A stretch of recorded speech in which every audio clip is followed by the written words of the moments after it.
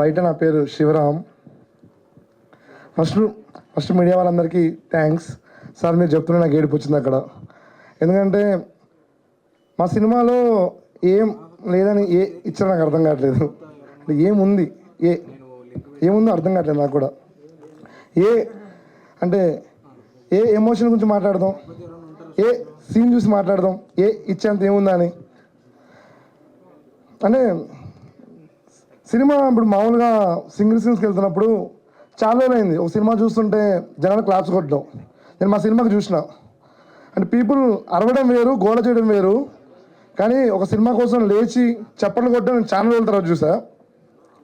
అలాంటి సినిమాకి ఇప్పుడు ఫ్యామిలీస్ దగ్గర చేరాలంటే ఆ సినిమాకి ఒక మంచి ఒక కేటగిరీ సర్టిఫికేట్ ఇస్తే బాగుంటుంది. కానీ మా సినిమాకి ఏ వచ్చింది అంటే మాది నల్గొండలో అంటే ఎక్కడో నల్గొండలో పుట్టిన ఒక అబ్బాయి వాడు చిన్నప్పటి నుంచి చాలా కష్టాలు పడుకుంటూ సినిమాలకు రావడం చాలా కష్టం.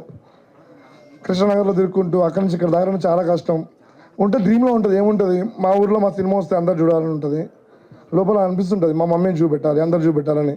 కానీ నల్గొండ నుంచి ఫ్రెండ్స్ ఫోన్ చేసి అడుగుతారు మీ ఫ్యామిలీతో సినిమాకి వెళ్ళిరా అంటే, అరే మీ సినిమాలో బూతులు ఉంటాయరా, బుక్ చేస్తుంటేనే 18+ అని వస్తుందిరా అని చెప్తారు. అరే మీరు వెళ్ళి చూడండి రా మీ మమ్మీ డాడీతో, అందులో ఏమి ఉండవు అసలు అని నేను చెప్పుకోవాల్సి వస్తుంది.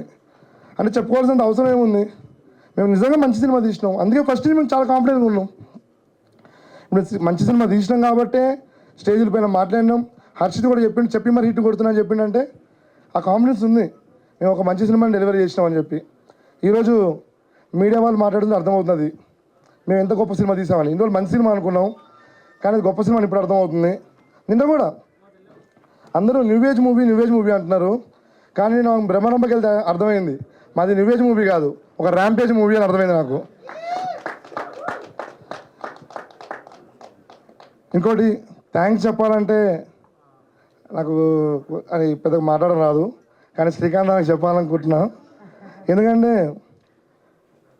శివరామ్ గారిని చూసింది మా శ్రీకాంత్ అన్నే.